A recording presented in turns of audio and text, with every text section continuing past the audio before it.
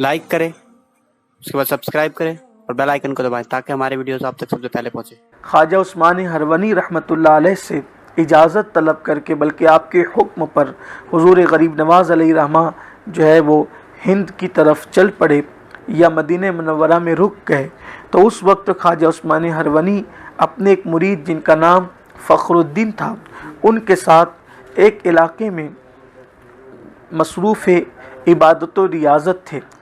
उस वक्त आपने महसूस फरमाया कि कोई खाना तैयार होना चाहिए, तो आपने अपने मुरीद फ़खरुद्दीन से फरमाया, वहाँ एक दरिया था, दरिया किनारे आप जो है वो मौजूद थे, और उससे फरमाया कि जाओ बेटा कुछ चीज़ें ख़रीद लाओ और हो सके तो आग भी लेते आना ताकि कुछ यहाँ पर खाना तैयार किया जा सके। मुरीद गया और उसने जो अशिया ज़रूरी थी दुकान से ख़रीदा, और ख़रीदने के बाद जब वो आग लाने के लिए गया तो क्या देखा कि आग तो जली हुई है, उसकी रोशनी ऊपर तक है, इसलिए वो आग तक पहुंचा। उसके इर्द गिर्द बहुत सारे लोग बैठकर आग ही के आगे जो है वो इबादत में मसरूफ़ थे और आग की वो इबादत कर रहे थे। ये मंज़र देखकर वो मुरीद और ख़ादिम जिसका नाम फ़खरुद्दीन था वो करीब गया और उसने कहा कि हमारे पीर व मुर्शिद दरिया के किनारे पर मौजूद है और हमें खाना बनाना है, थोड़ी सी आग हमें दे दो। उन लोगों ने हुलिया देखा और हुलिया देखने के बाद उस ख़ादिम से कहा कि ये हमारा खुदा है और हम इसमें से तुम्हें कुछ नहीं दे सकते, इसलिए कि हम इसको बहुत मुक़द्दस समझते हैं।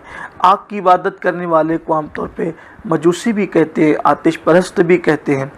तो उन्होंने देने से इनकार किया और कहा कि हम इसकी इबादत करते हैं, इसलिए हमें यह आग तुम्हें नहीं दे सकते। सैयदी ख्वाजा उस्मानी हरवनी के पास वह मुरीद पहुंचा और पहुंचने के बाद उसने कहा कि हुजूर वहाँ तो ऐसा ऐसा मामला है। तो आपके दिल के अंदर जो गैरत तौहीद थी, अपने अल्लाह से मोहब्बत थी कि इबादत के लायक तो सिर्फ़ रब्बे मोहम्मद है, रब्बे मोहम्मद के सिवा और कोई इबादत के लायक नहीं है। रब्बे काबा ही की इबादत की जा सकती है, रब्बे अंबिया ही की इबादत की जा सकती है, बाकी और कोई इबादत के लायक नहीं है। ला इलाहा इल्लल्लाह। तो आप तशरीफ़ ले गए और जाने के बाद उन लोगों से गुफ्तगू की कि ये बताओ कि तुम इसको कब से इसकी पूजा कर रहे हो, इबादत कर रहे हो। तो उन्होंने बताया कि हम ही नहीं बल्कि हमारे बाप दादे भी इसकी इबादत करते रहे। क्यों इबादत करते हो? इसलिए कि ये जलाती हैं, हम इसे राज़ी करना चाहते हैं। फरमाया कितने साल से? तो कहा कि बताया ना कि बाप दादा भी इसकी इबादत करते करते मर गए और हम भी कर रहे हैं। फरमाया कि क्या ये आग तुमसे राज़ी हो गई और ये अब तुम्हें नहीं जलाएगी? इसलिए कि इबादत के काबिल तो आग नहीं है, आग को पैदा करने वाला खुदा रब्बे मोहम्मद वादहु ला शरीक मेरा अल्लाह है, जो जिसने आग को पैदा किया, जिसने हवाओं को पैदा किया, जिसने पानी को पैदा किया, जिसने कायनात को पैदा किया, उसने सब को पैदा किया मगर वो पैदा नहीं हुआ।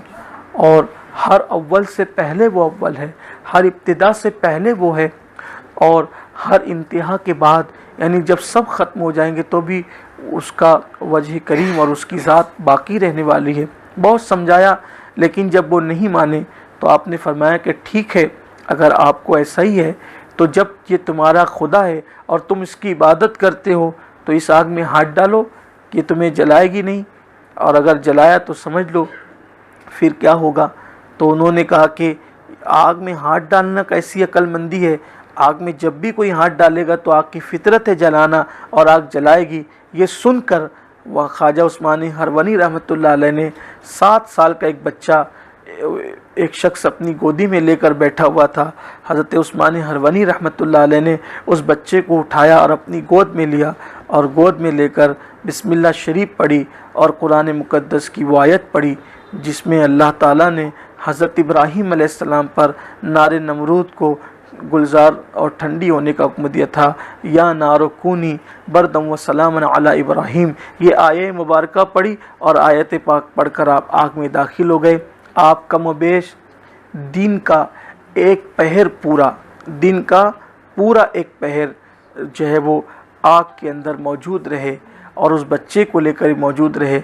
और उसके जो है वो जो बड़े थे, सरपरस्त थे, वो चिल्लाने लगे कि ए दरवेश, आपने ये क्या किया।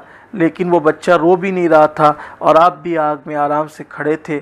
देखने वाले जब भरपूर देख चुके तो आप बाहर निकले, तो न आप पर आग का कोई असर था और न उस बच्चे पर आग का कोई असर था।